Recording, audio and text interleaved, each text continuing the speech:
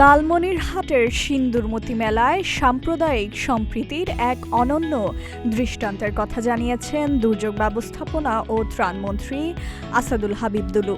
শুক্রবার সকালে সিন্দুরমতি মেলা পরিদর্শন শেষে আয়োজিত এক সভায় প্রধান অতিথির বক্তব্যে তিনি বলেন, এই মেলার ঐতিহ্যই হচ্ছে সব ধর্মের মানুষের স্বতঃস্ফূর্ত অংশগ্রহণ। সব ধর্মের মানুষ এখানে মিলেমিশে অংশ নেয়। এটাই আমাদের শক্তি, এটাই আমাদের ঐতিহ্য। মন্ত্রী আরও জানান, সিন্দুরমতি তীর্থস্থানের অবকাঠামো উন্নয়ন করা হবে এবং সরকারি জমি দখলমুক্ত করার উদ্যোগ নেওয়া হয়েছে। তীর্থস্থানের উন্নয়ন ও দখলমুক্ত করতে প্রয়োজনীয় ব্যবস্থা নেওয়া হবে। এ সময় সামাজিক যোগাযোগ মাধ্যমে উস্কানিমূলক তথ্য ছড়িয়ে অস্থিতিশীলতা সৃষ্টি না করতে সবার প্রতি আহ্বান জানান তিনি। এটি ২০০ বছরের ঐতিহ্য। আমার জানা মতে একসময় এই অঞ্চলে পানির সংকট হয়েছিল। জমিদার এই পুকুরটা খনন করেছিল। সেই খননে তখনও পানি নাকি আসেনি, যার ফলে জমিদারকে নাকি স্বপ্নে দেখিয়েছে। এটা কিংবদন্তি আর কি, এটার বাস্তবতা আছে কিনা আমি জানি না। সেই জমিদারের ২ মেয়ে সিন্দুর এবং মতি, তারা পুকুরের মাঝখানে পুজো দেওয়া অবস্থায় চতুর্দিক থেকে পানি এসেছিল, পুকুর নাকি ভরাট হয়েছিল। সেই ঐতিহ্যটাকে ধরে রেখে এখানকার সনাতন ধর্মের অবলম্বী মানুষেরা এখানে পুণ্য স্নান করতে আসে।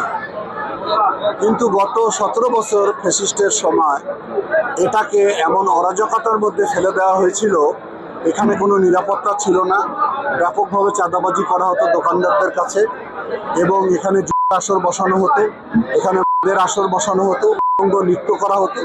এর ফলে নিরাপত্তার অভাবে আস্তে আস্তে লোক মুখ ফিরিয়ে নিয়েছিল সিন্দুরমতির থেকে। আমরা সেটাকে এই জুলাই আন্দোলনের মধ্য দিয়ে এবং ১২ তারিখের নির্বাচনের মধ্য দিয়ে জনগণের ম্যান্ডেট প্রাপ্ত হওয়ার কারণে আমরা সরকারের পক্ষ থেকে দায়িত্ব গ্রহণ করে এটাকে যাতে স্বাভাবিক অবস্থায় ফিরিয়ে নিয়ে আসা যায়, নিরাপত্তার সঙ্গে পূজা অর্চনা করতে পারে, পুণ্য স্নান করতে পারে, সেই ব্যবস্থা গ্রহণ করার জন্য ২ জেলার নেতৃবৃন্দের সঙ্গে, কর্তৃপক্ষের সঙ্গে, প্রশাসনের সঙ্গে আমি বৈঠক করেছি। সেই আঙ্গিকে আজকে মেলা অনুষ্ঠিত হয়েছে। আপনারা দেখেন, আজকে লক্ষাধিক মানুষের সমাগম ঘটেছে, এখানে পূজা অর্চনা করছে শান্তিপূর্ণ নির্বিঘ্নভাবে।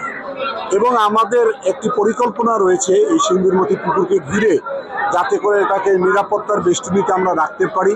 সেজন্য একটা পরিকল্পনা আমরা গ্রহণ করেছি, প্রকল্প গ্রহণ করেছি, যাতে ঐতিহ্যবাহী পুকুরটাকে আমরা ধরে রাখতে পারি, বাংলাদেশের মানুষের কাছে পরিচয় করে দিতে পারি। সে কারণে সীমানা প্রাচীর নির্মাণ করা, পূজার জন্য মন্দিরগুলোকে সংস্কার করা, সুন্দর করে তৈরি করা, আরও যেন ঘাট তৈরি করে পূজার যারা আসবে তারা স্নান কাজটা সম্পন্ন করতে পারে, এখানে বিদ্যুতের ব্যবস্থা করা, সামগ্রিকভাবে একটা পরিকল্পনা আমি গ্রহণ করেছি। এটা অনেকের কাছে হয়তো ভালো লাগেনি, যারা কাজ করেনি, যারা এটাকে নষ্ট করেছে, ধ্বংস করেছে, ফ্যাসিস্টরা যারা সহযোগিতা করেনি, এখানে রোজগারের পথ করেছিল, তারা হয়তো ফেসবুকে কিছু লিখছে। আমার মনে হয় না হিন্দু সম্প্রদায় বলেন বা সাধারণ মানুষ বলে এটাকে ভালোভাবে নিচ্ছে।